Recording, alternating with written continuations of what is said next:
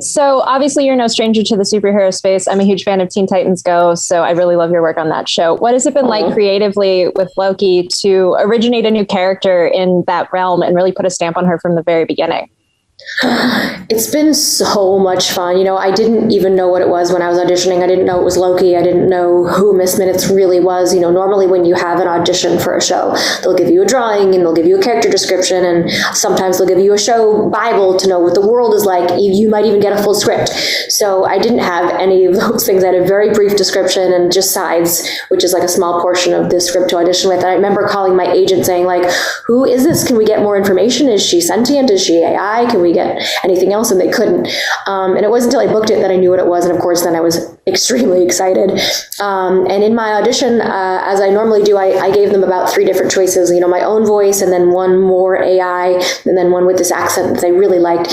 And then when I was on the Zoom with Kate Herron, it became very collaborative, just sort of sliding right into the perfect pocket for who she was. And we played around a lot and we improv'd a lot. And it was a lot of fun sort of determining who this very unique character really is.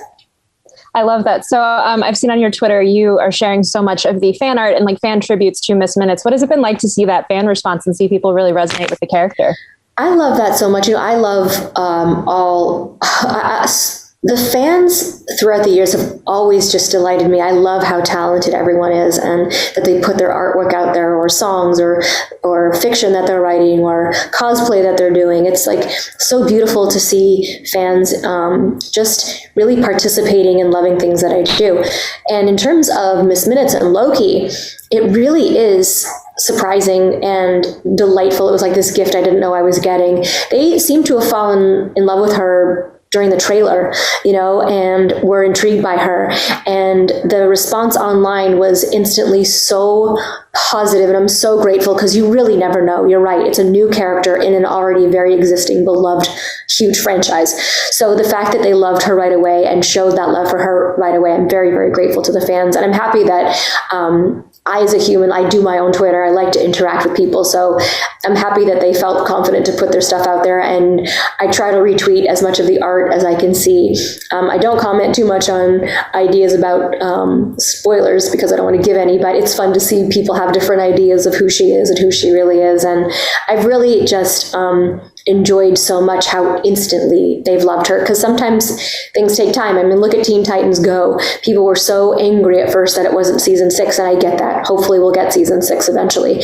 But initially they didn't love it, and it took some time for them to get to love Go and accept it in a different form of the Teen Titans. But this was like insta love for the show and for Miss Minutes, and I'm very grateful.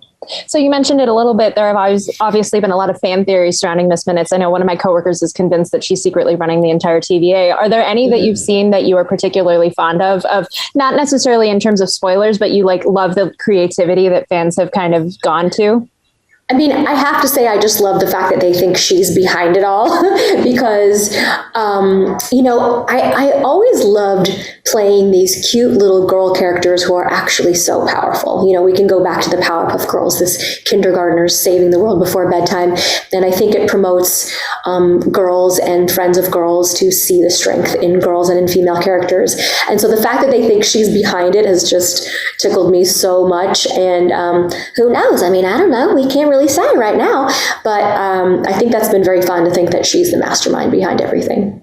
I love that. So for my last question, if you could have Miss Minutes crossover with any other character in the MCU, like outside of the ones we've seen in Loki, who would it be? Ooh, that's a great question. It's a great question. Ooh. I'm going to say something that maybe your fans might not like, but I think it'd be fun to see her with a bunch of different characters. Like, I think it'd be fun if she was a source of information for, Spider-Man, or for the Scarlet Witch one day. Like, maybe she just sort of swoops in and helps people, or maybe she has her own agenda, or maybe she doesn't. Like, I feel like her character could interact with almost anyone and find her way in. I love that. That's a perfect answer. I would love to see that. So Thank you so much, Tara, for talking to me. Thanks for having me. It's been so great. Much.